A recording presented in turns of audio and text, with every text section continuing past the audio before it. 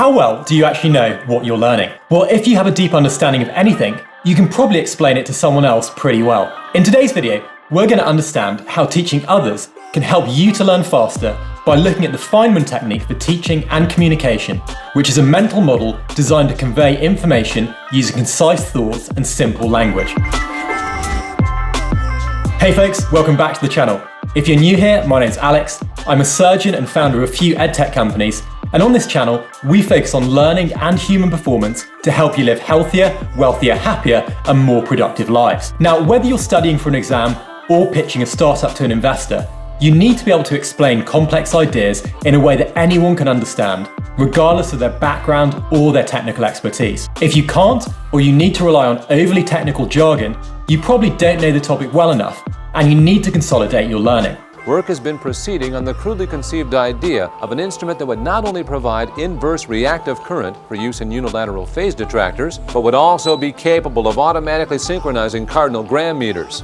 Now, I first came across the Feynman Technique when studying as a surgeon. I regularly needed to consent people for operations, which involved explaining risks and complications, as well as how and why the procedure would be carried out. The act of explaining things in simple terms helped me to understand how to operate much more quickly. I'm going to break this video up into 4 discrete sections, so that by the end, you'll know who Richard Feynman was, what the Feynman Technique is, how to use the Feynman Technique for learning, how teaching others can help you to learn faster, and finally, how the Feynman Technique can be helpful to you beyond learning. So be sure to stick around to the end of the video. And if you haven't already done so, make sure you hit subscribe and also check out my weekly newsletter sent out every week on a Sunday. Now, Richard Feynman was a Nobel-Prize winning physicist who pioneered the field of quantum computing. His Feynman diagrams helped bring much needed visual clarification to the behavior of some atomic particles, and he also introduced the world to the concept of nanotechnology and won the Nobel Prize in physics. However, one of his greatest characteristics was his ability to transmit the knowledge he had to others in a way they could grasp. Feynman was known as the Great Explainer. He was a passionate and incredibly talented teacher, able to synthesize and explain complex scientific knowledge to his students. In fact, he was so good that Bill Gates called him the greatest teacher that he never had. Now, someone who did have the opportunity to interact directly with the Great Explainer was Albert Einstein, who attended a lecture Feynman gave as a graduate student. It's therefore fairly apropos that the following quote, whether accurately attributed or not, is often attributed to Albert Einstein. If you can't explain simply, you don't understand it well enough. In James Gleick's biography of Feynman, Genius, The Life and Science of Richard Feynman, he recalled Feynman's process. He opened a fresh notebook. On the title page, he wrote, "Notebook of things I don't know about." For the first but not last time, he reorganized his knowledge. He worked for weeks at disassembling each branch of physics, oiling the parts, and putting them back together, looking all the while for the raw edges and inconsistencies. He tried to find the essential kernels of each subject. You can use this process yourself to quickly learn new concepts, shore up knowledge gaps you have, recall ideas you don't want to forget, or to study more efficiently. So what is the Feynman Technique? Well, the Feynman Technique is a 4-step process for understanding any topic or concept quickly and effectively. The steps help you to learn more quickly by understanding, then simplifying any topic. The technique is encapsulated by the concept that in order to really understand something well, you must be able to explain it to a child. Why don't you explain this to me like I'm 5? The steps in the Feynman learning technique can be summarized as follows. 1. Identify the topic. 2. Pretend to explain it to a child. 3. Fill in any knowledge gaps. And 4. Simplify and refine your explanation. In Feynman's own words, without using the terminology which you've just learned, try to rephrase what you've learned in your own language.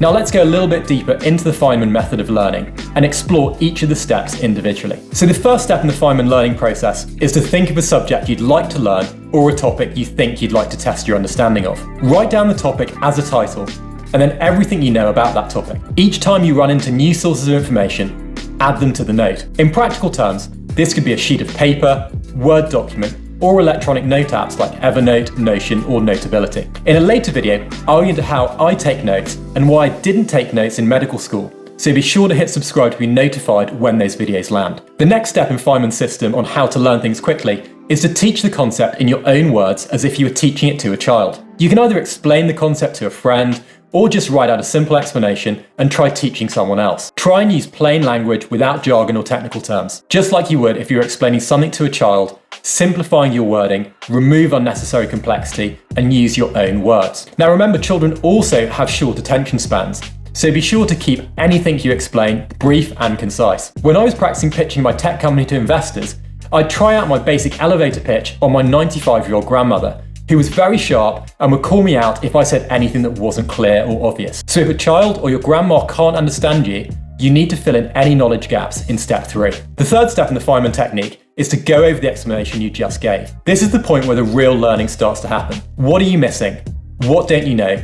Where does your knowledge feel a little bit shaky? If you're not sure about something, or you're not able to fully explain it, then go back to the source material, such as your lecture notes, or hit Google and dive into any concepts which you don't know well enough. You can then add these to your note and build out a robust set of links and sources you can come back to in the future should and when you need them. The testing step uses active recall, which you can learn more about in my earlier videos. Now the final step is to then refine down your explanation to its bare essentials. Use analogies and simple sentences to strengthen your understanding of the concept, and try and turn it into a story or something that's relatable to the learner if you can. Challenge yourself to rewrite anything that isn't easy to understand or clear and concise. A great example of this is Feynman's own explanation of the complex concepts of atomic principles. All things are made up of atoms, little particles that move around in perpetual motion, attracting each other when they're a little distance apart, but repelling upon being squeezed into one another. By constructing your explanation in this way, it will help you to remember the concept and have a much better understanding, since you have to put it into your own words and have also read around the topic when doing so. Okay, I'm going to give you a bit of an overview about how I have benefited from the Feynman technique when I was training for trauma and orthopedic surgery. As you can see from my Evernote note here, I have completed step 1, so I've put down the specific topic I want to learn, which is consenting someone for what's called a dynamic hip screw for a hip fracture. So this is something that happens very, very frequently in trauma and orthopedic surgery, where elderly people fall over, they break their hip, they're unable to stand and weight bear on it. And one of the great things about orthopedic surgery is you get to fix that with an operation that secures the neck of the hip with a pin, allowing the person to then walk again and walk out of the hospital, which is fantastic. However, as you can see on screen at the moment, when you're first learning something, you will default and write down lots of very technical information. So you can see here from my original note that I have written down everything around the hip anatomy, around what the definition of an extracapsular neck of femur fracture is, using lots of jargon, lots of technical terms. I've literally got a list of the complications without any real percentages of how much of a risk they are. And then I've got this diagram that I've found showing really what a hip screw does to then secure the head of the hip joint. Now, if I was explaining any of this to a patient and I read it out, it'd be very, very unlikely they'd be able to understand that. But from having done this particular operation a couple hundred times and having consented lots and lots of patients, I'm now able to do it in a much more concise, much more elegant way that people understand in simple terms what's going to happen to them with the operation, what their injury is, and what they can expect in terms of the risks, any complications in the rehab afterwards. So if I am optimizing this at stage 3 of the Feynman technique, what I will probably do here is I will use some of Richard Feynman's techniques, like I might jump into sketch mode and I might practice drawing out what that diagram of a hip fracture looks like so that I can explain it to patients. And this is something that I would do regularly if I was consenting someone in the emergency department. I would actually write on the back of the consent form a little drawing of their hip, and then I would talk them through some of the risks in very simple terms. So what that might look like is I would first draw a really basic hip, which is basically sort of a circle with the neck of the hip. Again, apologies for my terrible medical drawing. And then you've got the hip joint here. And what I would say to people is, this is a ball and a socket joint. Most people can appreciate that is a ball, despite my terrible drawing. And then I would show them that the neck is this area here. And I would draw a line through this to indicate that's the region that they'd broken. So again, turning a very complex idea into something that's simple with a visual diagram. And then I would say, if I was explaining the actual procedure, we will put a plate on the outside of your leg, under the skin, next to the bone, which is just represented by a line, because again, my drawing is terrible. And then we'll put a screw, which goes up into the head and sits and stabilizes your hip joint. You'll be able to walk on this immediately after the operation. The operation does, however, carry some risks with it, including picking up a blood clot, picking up an infection in the wound, or of the prosthesis or device itself failing, in which case we might need to go back in to do a further procedure. I would then talk through that in a little bit more detail, giving some more detailed statistics, and then over a period of time that was optimized until I got into the habit of being able to describe it really effectively in probably about a minute. The patients were all very, very happy with that. So now we know the steps, let's look at how teaching others actually helps you to learn even faster. So the Feynman Technique is a great example of how teaching is the best way to learn. There have been loads of studies showing how teaching others can help you to consolidate your own knowledge, such as this meta-analysis from University of Michigan researchers in 1982, which analysed tutoring programs and found that tutors gained a better understanding of and developed more positive attitudes toward the subject matter covered in the tutorial program. A 2013 study from the University of California analysed the effects of explaining to others for instructional purposes. During the study, some participants studied a lesson on the Doppler effect without the expectation of later teaching the material, and then took a comprehension test on the material. This was the control group. Other students studied the same lesson with instructions that they would later teach the material. Of those expecting to teach, some participants actually taught the material by presenting a brief video recorded lecture before being tested. This was the teaching group, whereas others only prepared to teach before being tested without giving an actual lecture. This was the preparation group. While both the teaching and preparation groups outperformed the control group at a test immediately after studying, only the group who actually gave a teaching session performed significantly better at a surprise test 1 week later. Researchers concluded that these findings suggest that when students actually teach the content of a lesson, they develop a deeper and more persistent understanding of the material than from solely preparing to teach alone. In addition to learning, the Feynman Technique is also useful for those who struggle with writing clearly. Instead of committing his knowledge to paper like many other scientific figures, Richard Feynman chose to use speech as the foundation for many of his published works. He dictated most of his books and memoirs, and his scientific papers were transcribed from his lectures. In order to talk to each other, we have to have words, and that's all right.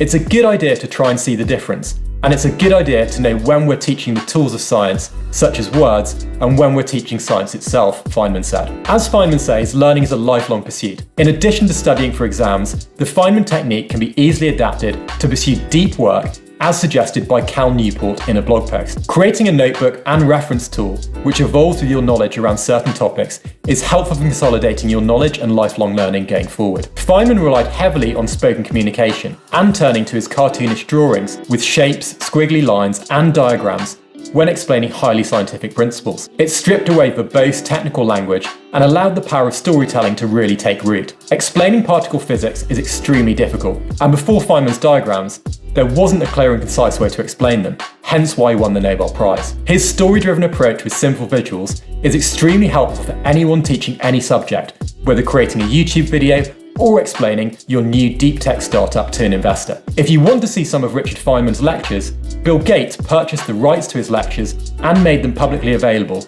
on a video portal nicknamed Tuva in honor of Feynman's famous failed quest to reach part of Russia later on in his life. When announcing the purchase, Gates said, "Making science cool to people when they're young and therefore getting more people to go into it in an in-depth way, that's what's important right now." But I'm going to leave you with a final quote from Richard Feynman himself. "Study hard what interests you the most in the most undisciplined, irreverent, and original manner possible." Now, we covered note-taking systems in this video.